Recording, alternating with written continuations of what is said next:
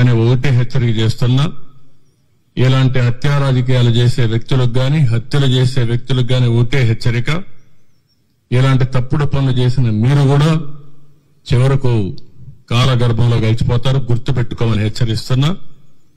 అంతేకాకుండా ఈ విషయంలో చాలా స్పష్టంగా వాళ్ళ కుటుంబ సభ్యులకు కూడా ఒక నమ్మకం ఇచ్చాను.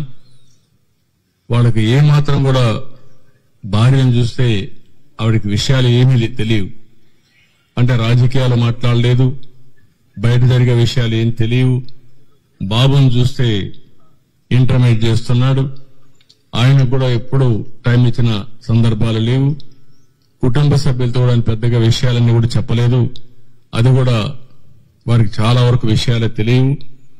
ఆయన మిత్రులు గాని కొంతమంది బంధువులుంటే వారిని అడిగాను, ఆయన దగ్గరుండే డ్రైవర్ని అడిగాను, అదే మరి ఆఫీసులో పనిచేసి అతను అడిగాం. నిన్న సంఘటన జరిగినప్పుడు ఆఫీసులో అతనితో ఉన్నటువంటి వ్యక్తి కూడా గట్టిగా అతను మెడ మీద కత్తి పెట్టి బెదిరించి యథేచ్ఛగా వీళ్ళు చేసే పరిస్థితికి వస్తే వాళ్ళని గుర్తుపట్టగలుగుతామంటే ముసుగేసుకొని చేశారని చెప్పి అంటున్నారు. ఏదేమైనా వాళ్ళ పట్టుకొని తీరడమే కాదు, ఎవరైతే ఇంత ఘోరం చేశారో అలాంటి వ్యక్తులకు కఠిన శిక్ష వేసి, ఏదైతే వీరయ్య చౌదరి గారికి ఆత్మకు శాంతి కలగాలంటే అది ఒకటే మార్గం.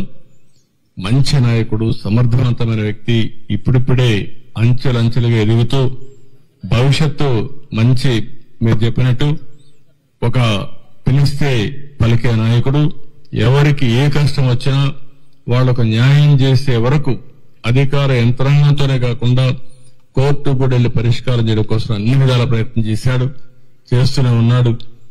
అదే ఎవరన్నా మీకు కూడా చెప్తున్నా, ఆయన శ్రేయోభిలాషులు అందరినీ కోరుతున్నా, మీ దగ్గర కూడా సమాచారం ఉంటే మీరు ఇవ్వండి.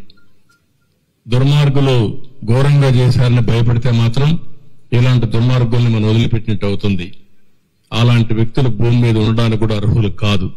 అందుకే మిమ్మల్ని అందరినీ కోరుతున్నా, ఎవరిని వదిలిపెట్టను, గాలిస్తాం, ఇన్వెస్టిగేషన్ చేస్తాం, కడకు పట్టుకునే వరకు ఈ ఇన్వెస్టిగేషన్ కొనసాగుతుంది, ఈ టీములు కూడా కొనసాగుతాయి.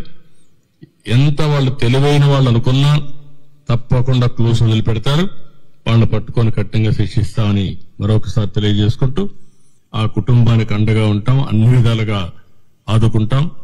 భవిష్యత్తులో కూడా వాళ్ళు ఏమేం చేయాలో మా సొంత కుటుంబ సభ్యులను ఏ విధంగా చూసుకుంటాం ఆ విధంగా చూసుకుంటామని కుటుంబ సభ్యులకు హామీ ఇస్తూ, కార్యకర్తలందరికీ ఒకటే చెప్తున్నా, మీరందరూ కూడా అధైర్యపడద్దండి.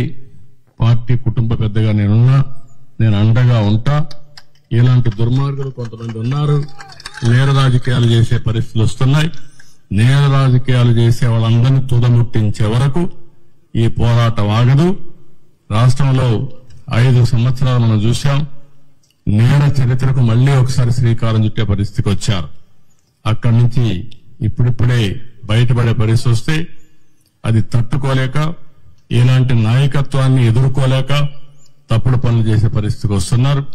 ఇది ఏదేమైనా కార్యకర్తలందరికీ విజ్ఞప్తి చేస్తున్నా, మీకు ఏమాత్రం సమాచారం తెలిసినా ఎస్పీని కలవండి. ఇక్కడ చాలా కాన్ఫిడెన్షియల్ ఎంక్వైరీ చేస్తారు, చేసి మనకు న్యాయం చేస్తారు. ఆయనే కాదు, మన కార్యకర్తలే కాదు, మామూలు వ్యక్తులు కూడా విజ్ఞప్తి చేస్తున్నా, ఈ రాష్ట్రం నేరమయమైనటువంటి నేరస్తుల అడ్డాగా తయారు కాకూడదనుకుంటే మీరు కూడా సహకరించాలి. సహకరిస్తే ఇలాంటి వ్యక్తుల్ని ఏం చేయాలో చేసి చూపిస్తాం.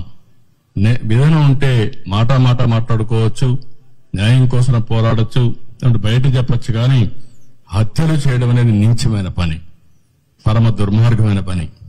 దీని మీద మళ్లీ హెచ్చరిక చేస్తున్నా, అప్పీల్ కూడా చేస్తున్నా మనలందరికీ. ఇవన్నీ చెప్పాల్సి కోరుకుంటూ మళ్లీ మీడియా కూడా విజ్ఞప్తి చేస్తున్నాం, మీకేదైనా క్లూస్ ఉంటే కూడా చెప్పండి. ఇది ఎట్టి పరిస్థితుల్లో ఛేదించే వరకు పోలీసు వ్యవస్థ నిద్రపోదు, వీళ్లు పట్టుకొని శిక్షిస్తామని చెప్పి మరొకసారి హామీ ఇస్తూ అందరికీ నమస్కారాలు.